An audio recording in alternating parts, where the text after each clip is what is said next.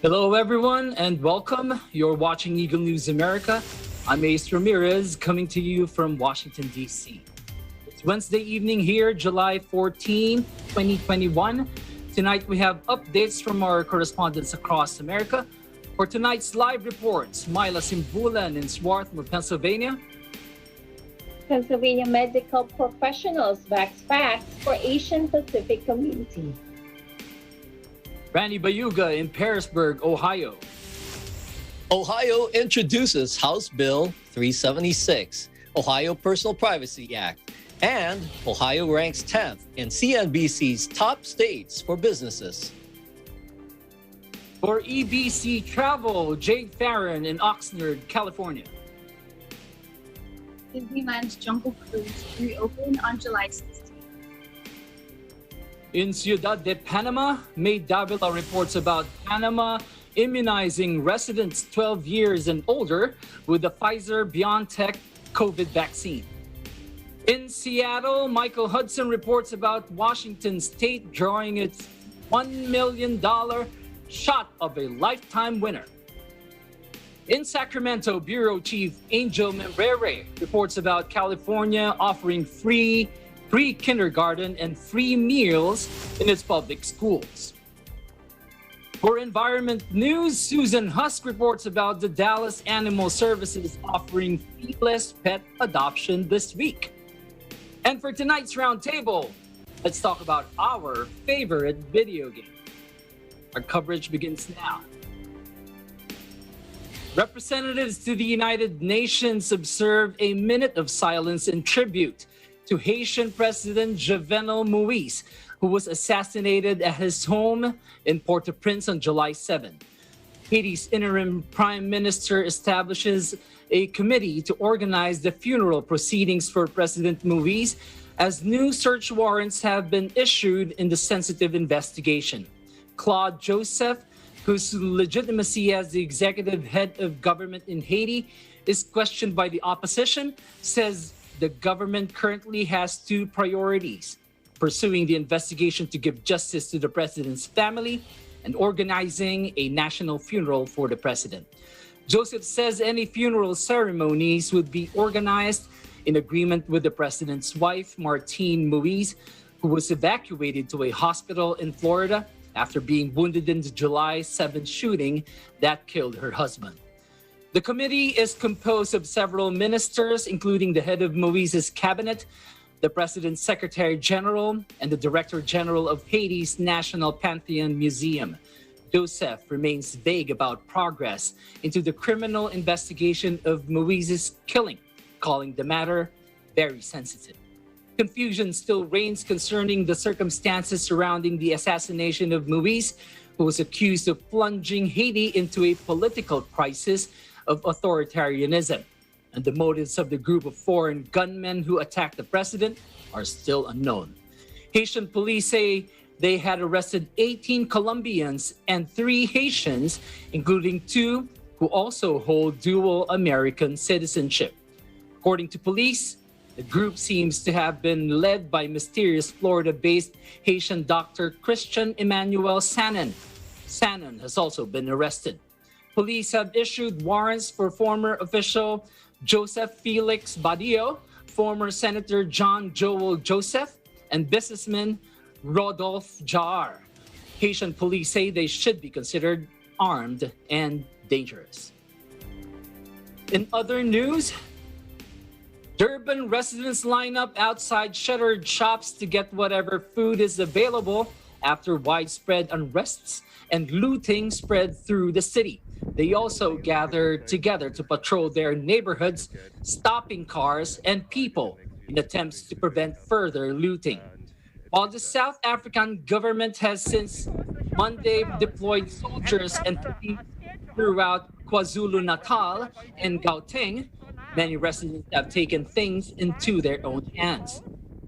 Unrest rages in South Africa for the 6th day running, stoking fears of food and fuel shortages as disruption to farming, manufacturing, and oil refining begins to bite.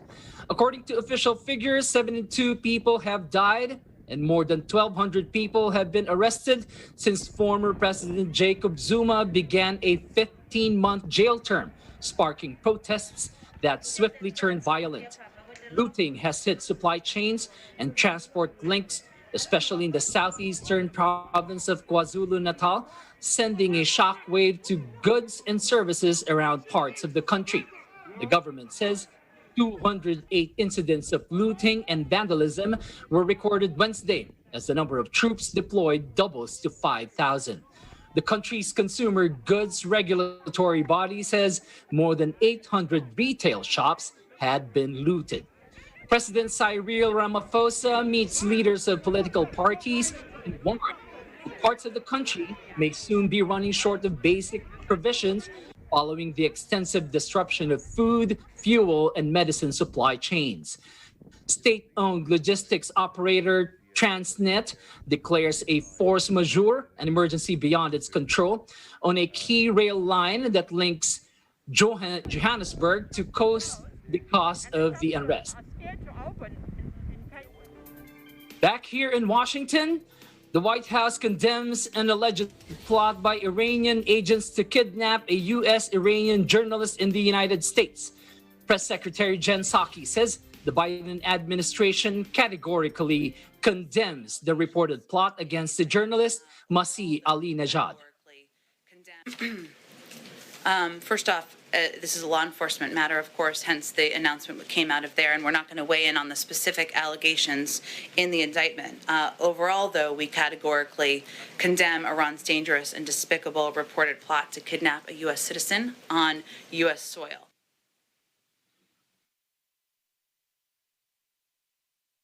Now for COVID-related news. With its 104 beds, a temporary hospital in Tunis dedicated to the care of COVID-19 patients is overwhelmed and working at full capacity, facing a large influx of cases in the midst of a new wave of coronavirus, which reaches unprecedented levels. A representative of the World Health Organization, or WHO, warns that Tunisia's mortality rate related to COVID-19 has been the highest in the region. Tahar Mastiri, physician and head of the COVID Plus Field Hospital Circumstance, says that for a month now, they have been working at full capacity, both in terms of oxygen beds and resuscitation beds. He says this implies readjustments at the level of organization, staff reinforcement, and work organization. He admits, in reality, they are currently in a situation of absolute stress. In Panama, residents 12 years and older are now eligible to receive the Pfizer-BioNtech COVID vaccine after the Ministerio de Salud issues an emergency use authorization for the drug. Eagle News correspondent May Davila reports. Thank you, Ace. The Ministerio de Salud issues an emergency use authorization for the Pfizer-BioNtech COVID-19 vaccine for people 12 years of age and older in Panama. In a statement, the Ministerio de Salud explains the decision is based on safety and efficacy data in this age group as in adults. The ministry also made clear that this authorization does not include use by people under 12 years of age.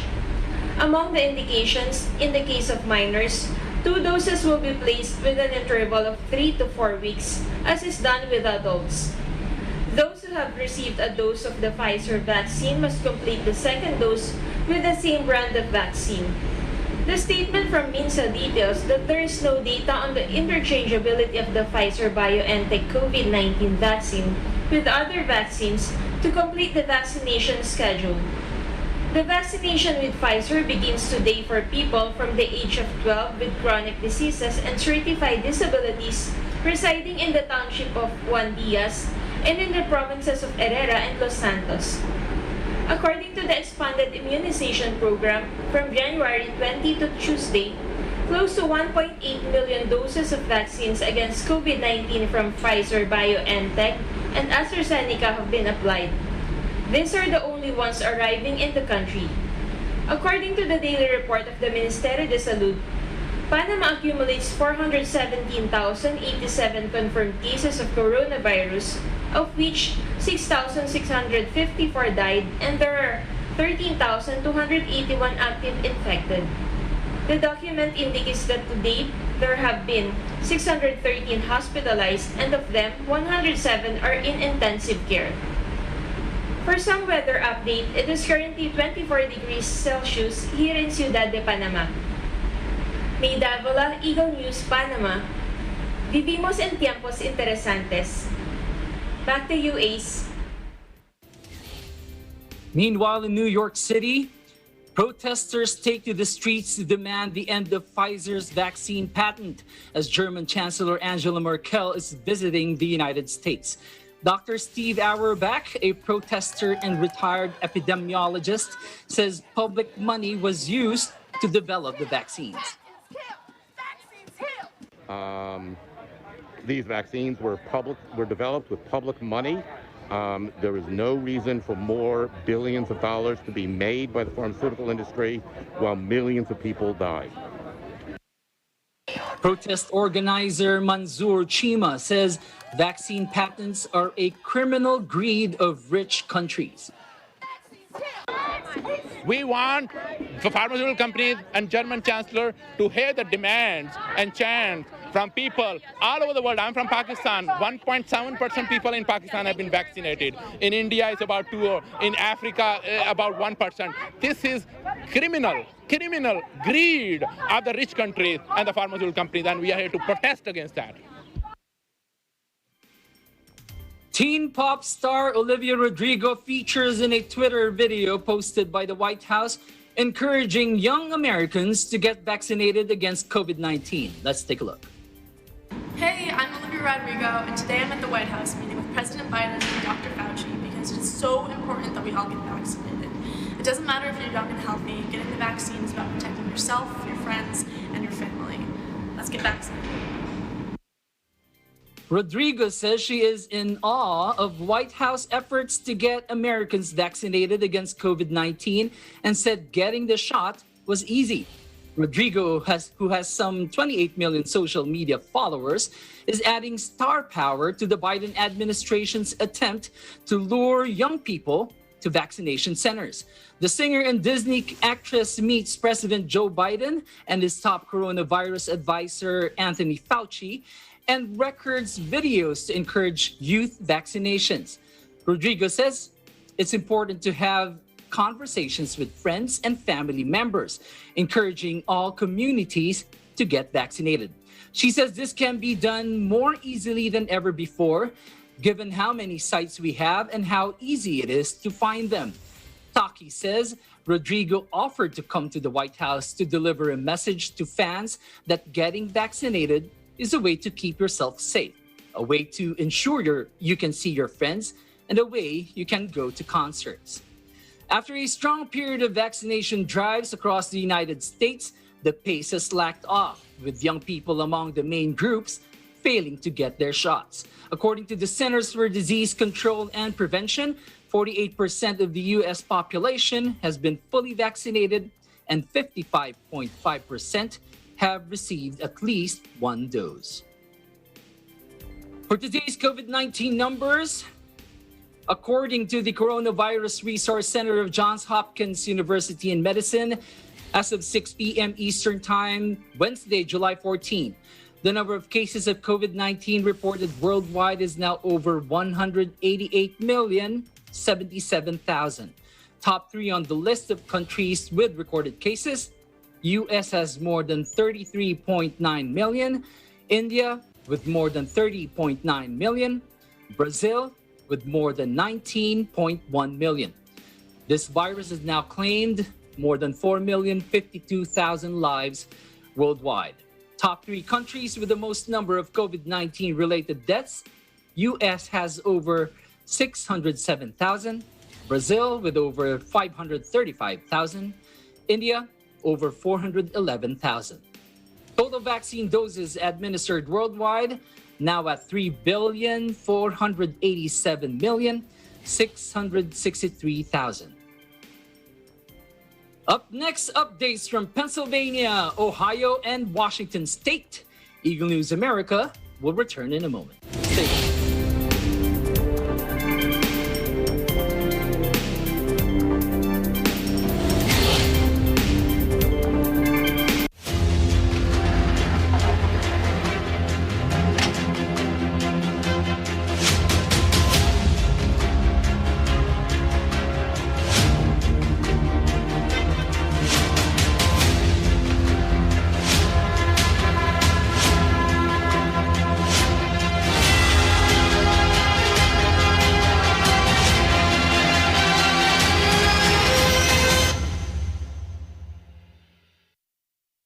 Tagisan ng Galing is supported by Magnolia Incorporated. Magnolia ready-to-cook fried chicken. Worry-free na on your next family meal. Yan ang alagang Magnolia. Pure Foods Tender Juicy Hot Dog. Walang duda, kids can tell na #1 ang Pure Foods Tender Juicy Hot Dog. Sandig sugar-free white coffee. Sarap ng white coffee, now sugar-free. B-Mag Premium and ProTac Plus Gold. SMC Infrastructure and Skyway Stage 3 Citrus Central Expressway Corporation. San Miguel Foundation Incorporated.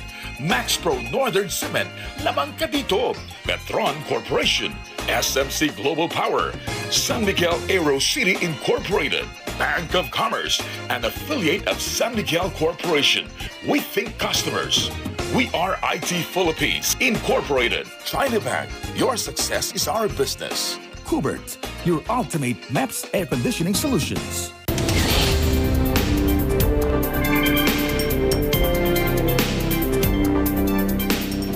Welcome back. You're watching Eagle News America.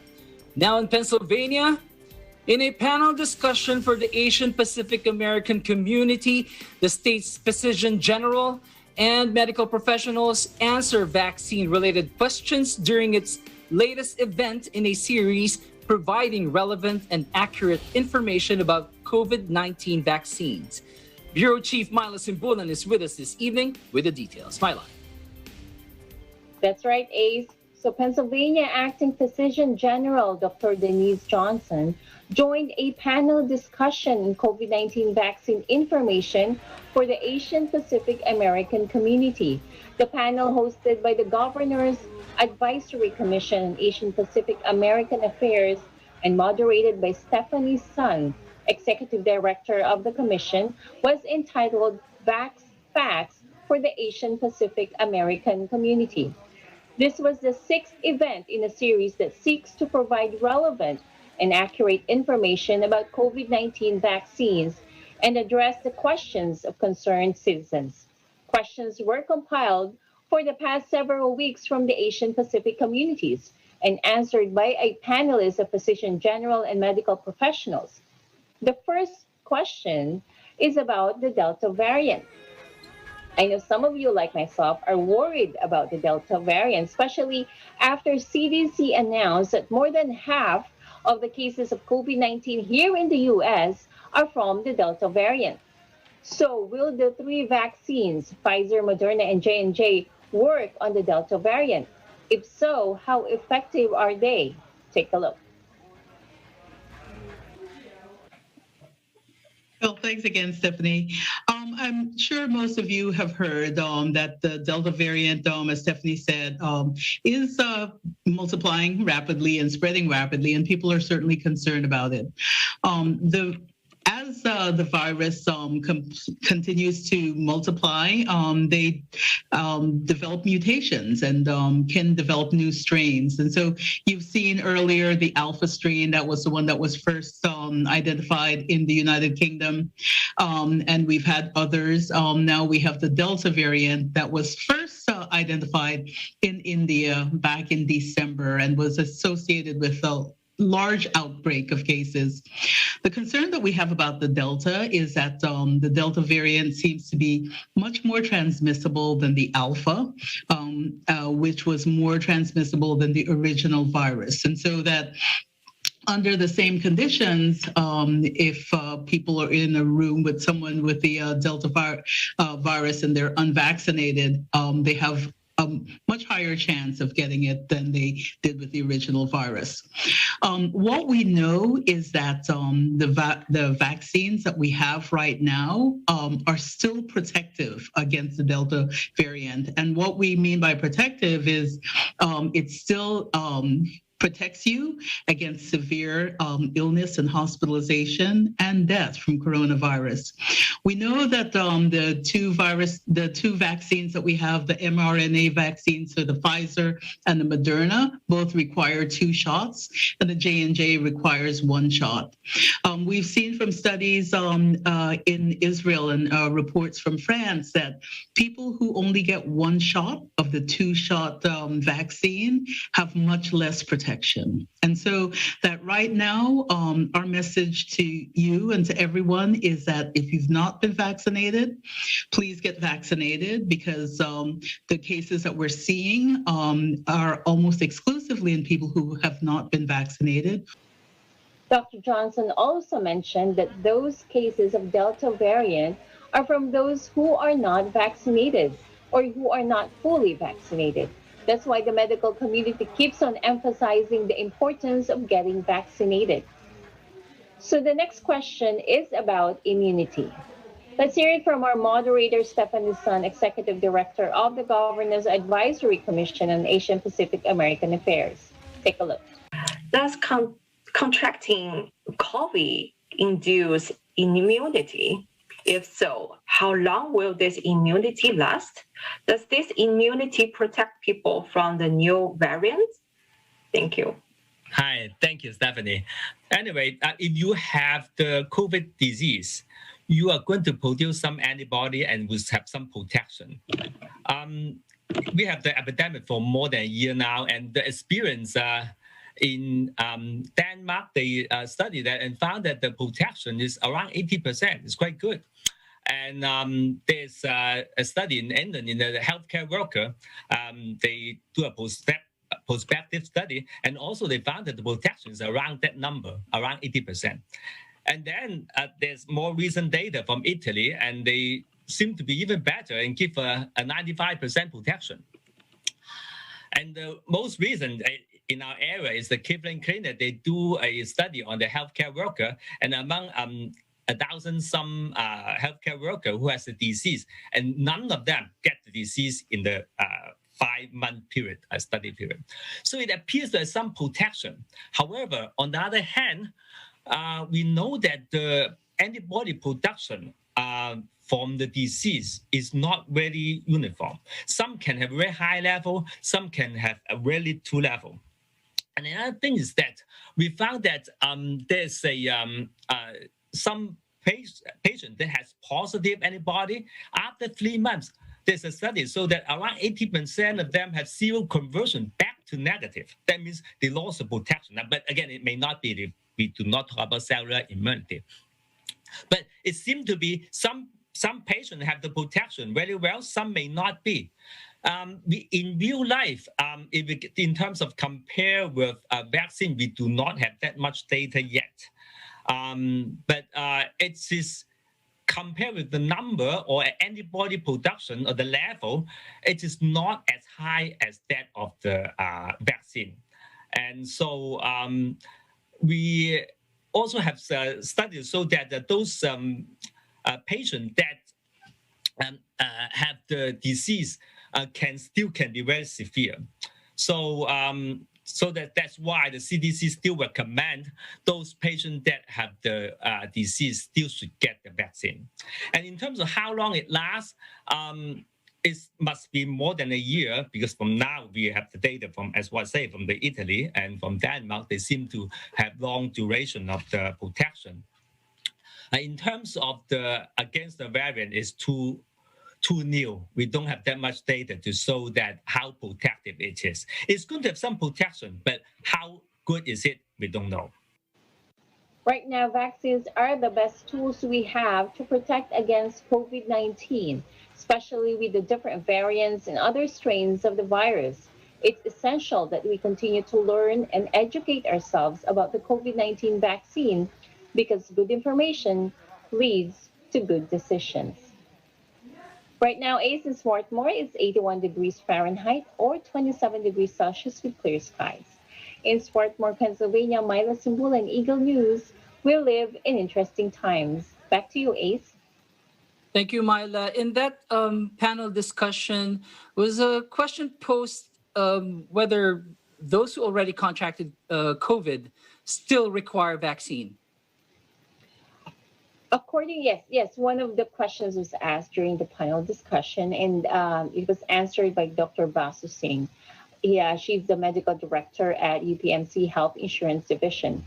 So she said that you still need COVID-19 vaccine even after contracting COVID, because the immunity that a person has after having COVID there's no definite answer on how long it will last. Actually, I believe that because I know some people had COVID twice. Where like there's a month apart, and so there's really, because this disease is still new, we really don't know how long the antibody will last in our bodies. Ace? Right, right. And with the emergence of different variants, I can imagine, yeah, of course, require the vaccine. But what is Pennsylvania doing to encourage those who are hesitant to get the vaccine, to get vaccinated, maybe because of language barrier or immigration concerns, especially with the Asian Pacific community? It's a very good question, Ace. Here in Pennsylvania, partnership is the key. Some of the counties, such as Bucks County and Northeast Philadelphia County, they formed a coalition of 8 ethnic language groups, not only for Asian American communities, but also for Latino communities here in Pennsylvania. And these partners provide leadership and coordination, and they in turn put together language translation volunteers. And as far as legal immigration, in order to get the vaccine, we know this because we had the vaccine already. There's actually limited personal information that you need to give. Health insurance is not required. Even proof of citizenship or permanent resident information, those things are not needed. Ace? Right. So there's really no reason for us not to get vaccinated. Everything's being handed to us in a silver platter. Exactly. Thank you so much, Myla Simbulan, Swarthmore, Pennsylvania. Several stories from Ohio tonight. The state introduces OPA, or the Ohio Personal Privacy Act, in an effort to protect Ohioans' information on the web. Plus, Ohio ranks number 10 in CNBC's top states for businesses. For the details, Eagle News correspondent Randy Bayuga is with us live tonight. Randy. Thank you, Ace. Innovate Ohio and Lieutenant Governor John Husted introduced House Bill 376, Ohio Personal Privacy Act, or OPA. Interestingly, OPA is big brother or big sister in Korean. OPA will provide Ohioans control over their data, allowing them to correct and delete incorrect information, and consumers may opt out of the sale of their personal data. Included are provisions to protect unlawful discrimination against consumers who exercise their rights under OPA. Lieutenant Governor John Husted tweets, "Federal and state laws do not adequately protect how companies use your personal data and what rights you have to that information. There are exemptions for certain businesses who are already following data protections. Companies that are already subject to GLBA, HIPAA, FCRA, and personal data shared within business-to-business context are exempt as well. Obligations for businesses making $25 million or more in gross revenue in Ohio, or to businesses that control or process large amounts of data, include the requirements to post privacy notices and disclosing where the data is being sold." Lieutenant Governor John Husted also states that because the federal government is not taking action, the state is taking the lead with this legislation to implement the necessary tools to keep Ohioans' data safe and give them control over their digital presence. As we have been reporting on Ohio's economic recovery efforts, according to CNBC, Ohio has ranked top 10th in the top states for businesses. It also ranks 7th for access to capital and ranks 2nd for in cost of doing business. Lieutenant Governor John Husted says, "We absolutely see it as a time to compete. Capital will ultimately go where it can be the most appreciated." COVID-19 updates. While Ohio continues to vaccinate its population, signs of the Delta variant has made it to Ohio. However, the amount affected has not grown to levels of concern. Ohio has now vaccinated some 48.26% of its population. That's 5,640,594 Ohioans who have received at least one shot of the COVID vaccine. And there are now a 1,115,242 confirmed cases of COVID-19, and sadly, 20,411 deaths. And there are 1,087,538 presumed recovered. It is now 24 degrees here in Perrysburg, Ohio. That's 76 degrees Fahrenheit. From Perrysburg, Ohio, I'm Ronnie Bayuga, Eagle News. We live in interesting times. Back to you, Ace. Thank you, Opa. Okay, Opa. Why is there a big push for the Privacy Act in Ohio? Well, it shouldn't just be Ohio. It should actually be every state, every nation, actually, because your personal information is actually being actively harvested by many, many companies, including your social media, including shops that you go. Because what happens with this data is they get an idea of what it is that Ace buys at the stores. What does Ace drive as a car? What does Ace like to do overall? What organizations, clubs does Ace join? Things like that. That information is actually harvested every day in many different ways. So you don't have any rights to that. Companies sell these information to everyone. So now Ohio is trying to drive that home, where you can actually go in there and take a look at what information companies have on you, and maybe delete and remove it and tell them they can't sell your data. So that's kind of an interesting thing, because you're being profiled in certain ways.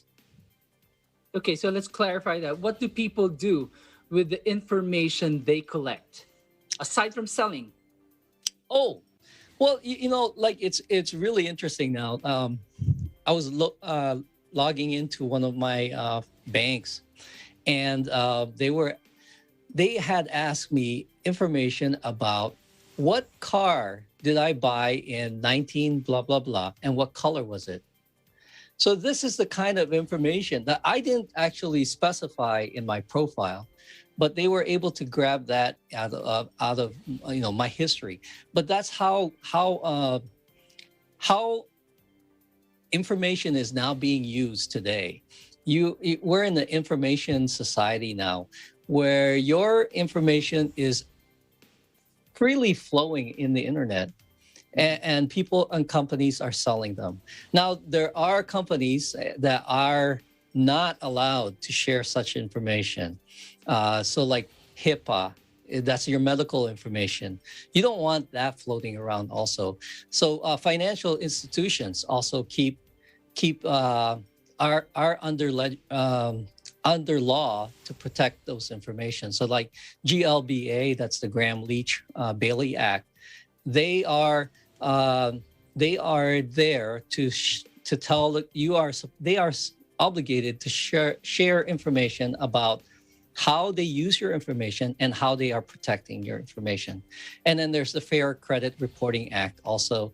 That's also something that's making sure that your PII, your personal identification information, is kept safe.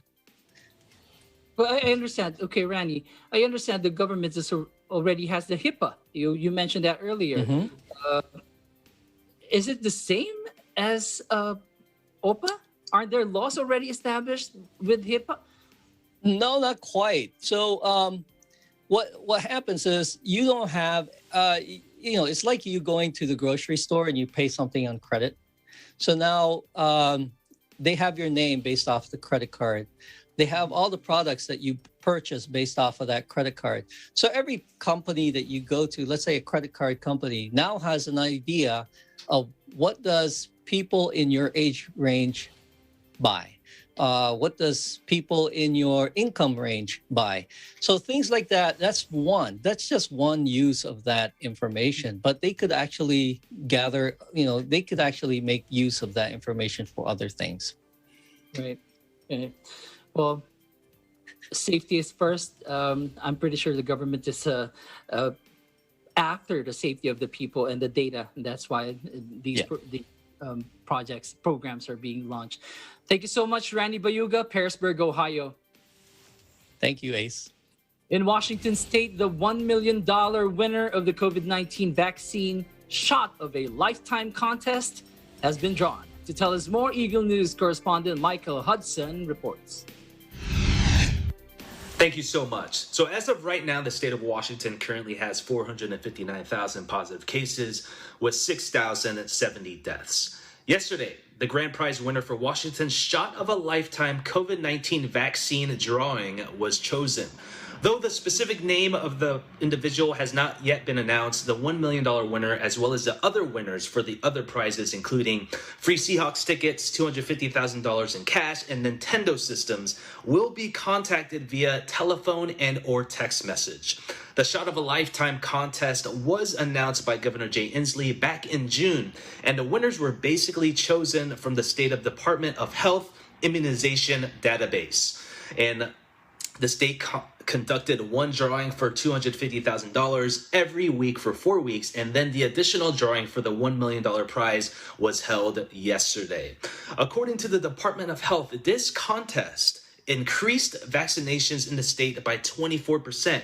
As of Tuesday, 4,123,601 Washingtonians 18 years old and up have at least initiated their vaccination. By comparison, on June 8th, just after the state announced the drawing, there were only 3,904,156 who had received at least one of the vaccinations. With that being said, currently 69.8% of Washingtonians 16 years of age and up have received the vaccination. Governor Inslee also recently introduced a Heroes Thanks, a similar program, but this contest will be for the military members and veterans who are not included in Shot of a Lifetime. The first drawing is expected to take place on Tuesday, July 20th, and looks to encourage those in the armed forces to get the shot. From Seattle, Washington, Michael Hudson, Eagle News. We live in interesting times. Back to you. When we come back, live updates from Sacramento, Oxnard, and Dallas. Eagle News America. We'll be right back.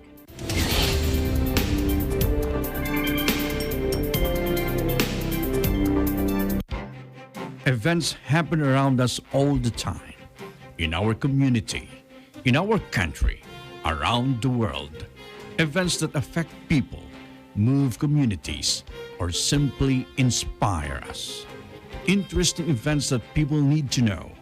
In these interesting times, we continue to be a competent partner in delivering news about these events.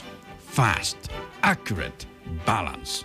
Eagle News, because we live in interesting times.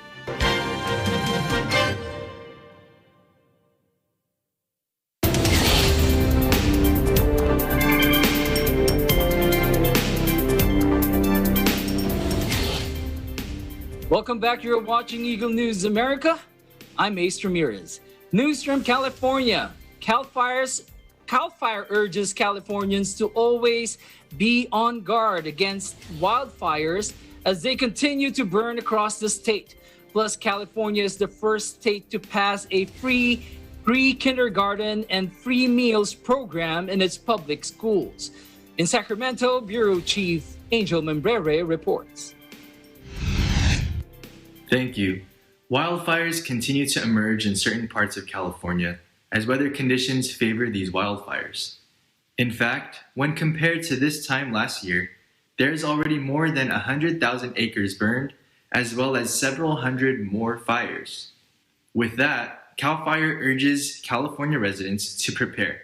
Aside from preparing your home to minimize the risk of fire, CAL FIRE also encourages people to have their emergency contacts ready, not just on their phones, but also in their emergency kits.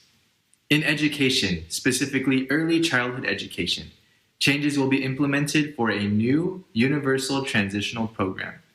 By the 2025 to 2026 school year, pre-kindergarten for all 4-year-olds in the state of California will be provided for free. Also, all students that attend California public schools will now have access to free breakfast and free lunch. During the pandemic, many schools were set up to provide free meals to those who need, and now meals will be available for free for all students, no questions asked. California is the first state to pass this program. In Sacramento, California, Angel Maberi, Eagle News, we live in interesting times.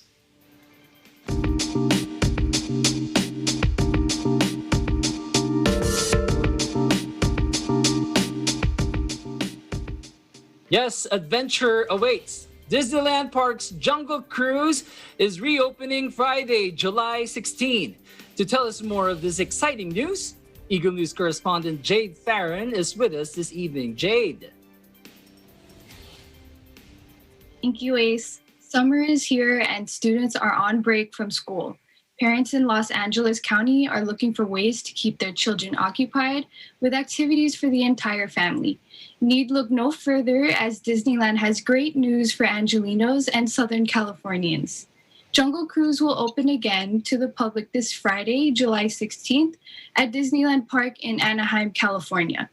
This well-known attraction is back to immerse park guests in fun-filled adventures to entertain everyone on board with animated skippers at the wheel. Let us hear from Kevin Lively, a story editor at Walt Disney Imagineering, on what to expect this Friday at Jungle Cruise. Let's take a look. So we're charting some new adventures over at the Jungle Cruise at both Disneyland and Walt Disney World. For the first time ever, we're going to be heading to new stretches of the jungle, of the tropical rivers of the world. We're going to be going through chimp country. We're going to be going by some new shops and locations opened up by the Jungle Navigation Company skippers. And really, we're going to be diving in deeper into what the backstory is of this attraction.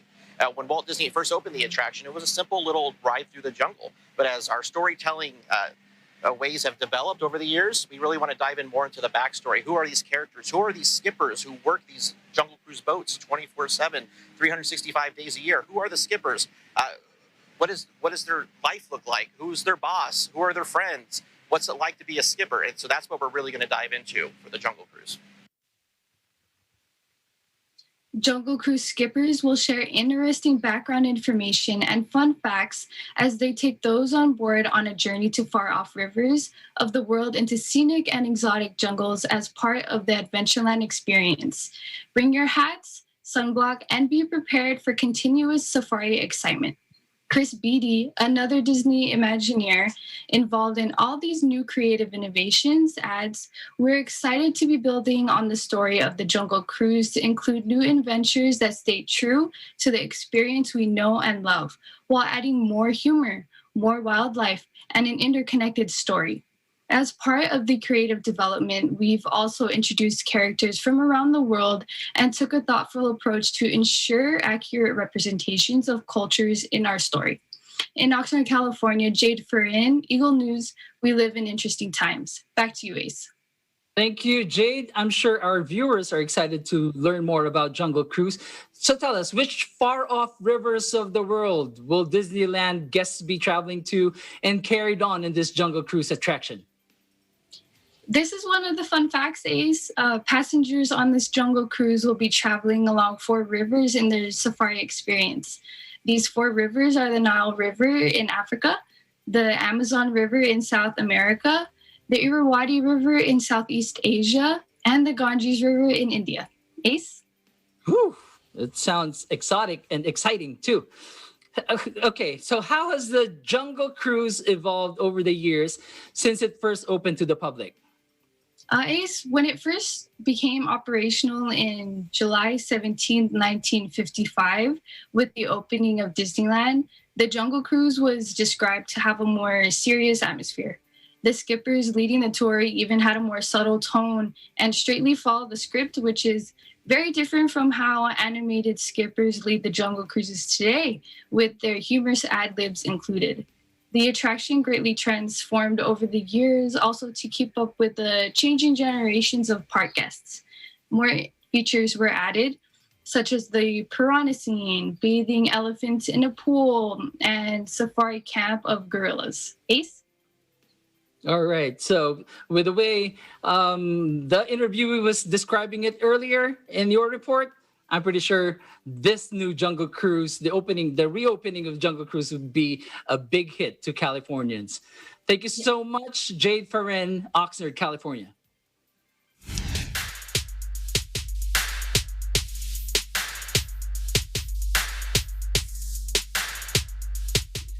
In Dallas, it is a feeless pet adoption this week, sponsored by the city's animal services. All pets are currently free to adopt, already spayed, neutered, vaccinated, and microchipped. They even come with a voucher for a free veterinary visit. To tell us more, Eagle News correspondent Susan Husk reports. Thank you and howdy from the Lone Star State. If you are looking for a furry friend to keep you company, Dallas Animal Services has a solution for you. Since the pandemic began, Dallas Animal Services, or DAS, has reached its highest capacity and is in urgent need of more adopters and fosters, as hundreds more pets are expected to arrive on a weekly basis. According to DAS Interim Director Melissa Weber, the daily animal intake is increasing steadily, but the adoption and foster numbers are not keeping pace. She stated, "As a result, our shelter is filling up faster than we can rehome pets, creating an unsustainable gap in life saving. If we do not get help from our community now, we will be forced to make difficult space decisions in the coming days." To avoid the euthanasia of healthy and friendly dogs, DAS is asking the community to help adopt or foster a medium or large dog this week. All pets are currently free to adopt and are already spayed, neutered, vaccinated, and microchipped. They come with a voucher for a free veterinary visit. DAS also offers adoptions online with curbside pet picked up through the website bdallas90.org or at in-person pop-up adoption events, including its PetSmart Everyday Adoption Center on North Coit Road in North Dallas. Make sure to bring a government-issue photo ID. During the fiscal year 2020, DAS surpassed its 90% live release rate goal, the highest in history, while taking in 22,812 cats and dogs. Right now, the live release rate for dogs and cats during fiscal year 2021 is at 88.8%, but DAS hopes that with increased support from the community, they can achieve the 90% milestone. Weber stated, "An increase in animal intake is normal for spring and summer months.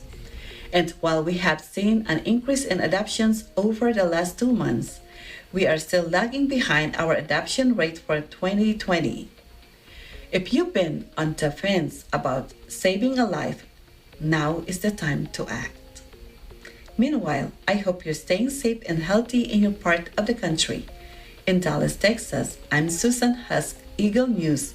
We live in interesting times. Back to you in the studio. Up next, business news and tonight's roundtable about the first video game we ever played. Eagle News America will return shortly.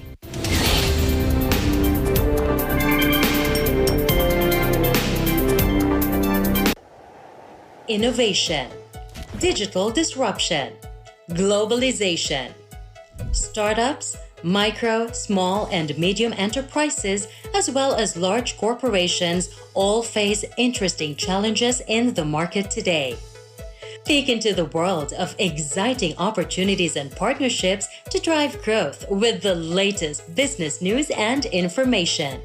We are open for business. Your weekly dose of entrepreneurial inspiration to update you on the latest developments in the world of business. Get up close and personal with CEOs and thought leaders. to help you discover valuable insights. Sharpen your instincts for smart decision making with the latest markets and economic trends, disruptive ideas, global innovation, social entrepreneurship, and other leading edge business ideas. Join the conversations to create a more vibrant environment for entrepreneurship. Catch Open for Business, from vision to action.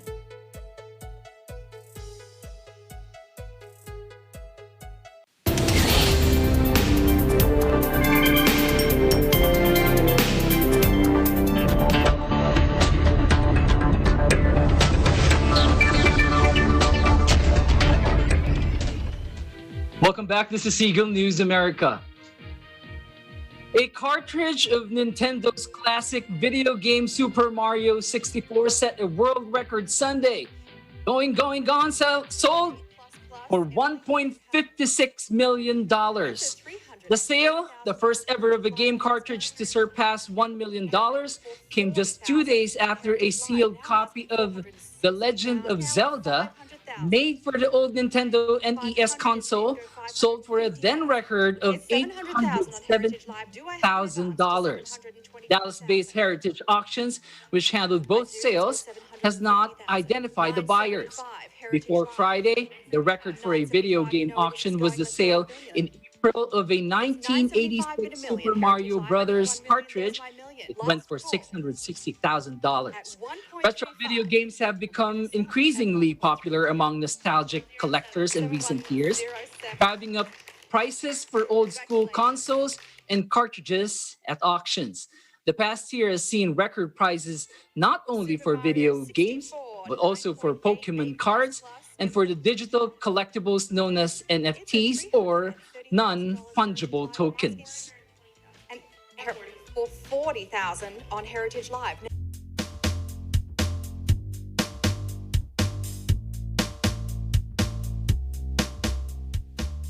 In connection with these old cartridges and video games making so much money, and that's the topic of our roundtable today. I feel like I want to go to my basement and look for my old games. What were your first video games? Let's ask. Should we start with the younger ones or the young ones? Oh, okay. Let's start with Jade. Okay, let's start with you. What was your first video game? Educate us. The first video game I ever played was Super Mario Brothers on my Nintendo DS. I miss it. It had all these mini games and these levels that I could move up in. I would also sync up our Nintendos with my friends, and then we'd play for hours on end. I bet. But just like what was mentioned in the report, it was Super Mario Brothers. It probably in mint condition, still sealed. That what? How much did it cost? Was it auctioned for? $660,000. Can you imagine that? $660,000. But who's that kid who would buy a Super Mario Brothers and just keep it and hold it and look at it? Who's that type of kid, right? Oh, might as well play with it. Exactly, right? You can't even wait for it to get home and open it and play with it, right? Okay, let's go to Ate Myla. Myla, all right. Tell us, what was your first video game? Yes, Kuya. So my first video game is this one. You see, it's Game & Watch, but it's not Super Mario. So this one was released by Nintendo, I believe last year during the pandemic. So I got one and I haven't opened it. I haven't used it, like you said. For me, it's a collectible because it's Game & Watch. But yeah, my first one was, I have Popeye. I have also, I think, Mickey Mouse. Those are the two games I have in there. There's no Super Mario yet. So I have to learn from you, Jade, how to use the Super Mario. I remember those, Popeye, Mickey Mouse. Yes. I used to play, just like what our Director Del was talking earlier during the break, Octopus. Yeah, I remember octopus. Yeah. That's right. It actually tells how young we are. I know. Now you know.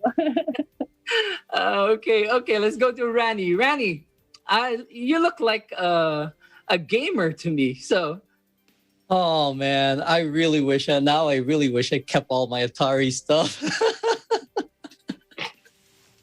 But yeah, what was I'm a your big first video gamer. game? Well, my first video game, like video game ever, was the arcades where Space Invaders was one of them, and Galaxian is the other one. But a handheld game like Atimaila. Remember those football game? It's just really dashes that you. Yeah. A ball passes and you kind of have to run through it's just dashes. That's it. That's all. Slow. And it was very slow. Right. But that was my actual first game, handheld game. And then, the calculators started coming out of Japan. They had those little calculators with actual video games in them. And they actually had those small game sets also from way back when. And those were like, but yeah, and then after that, Atari came out. There's a bunch of them. ColecoVision. Yeah, Atari is a little bit Sega. more recent.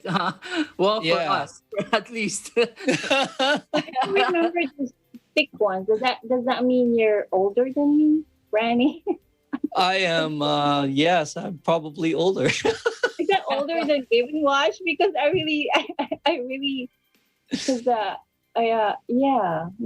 thick ones. I'm gonna look for that one. Let me see. I'm as old as Oldest time. Okay. Oldest time. I'm as old as EBC. Well, it doesn't really matter whether you're young or you're old. If you enjoy it, well, play. I still play video games. Exactly. I still play Tekken, even though it's old as I only have the PS1, and it's still PS1. It works. I still use it. I don't care. As long as we're having fun, let's go for it, right? Thank you guys for sharing. Before we end our show, we remember to thank our frontline workers, first responders, and essential workers with a round of applause. That is today's Eagle News America. I'm Ace Ramirez. Thank you for joining us. We live in interesting times.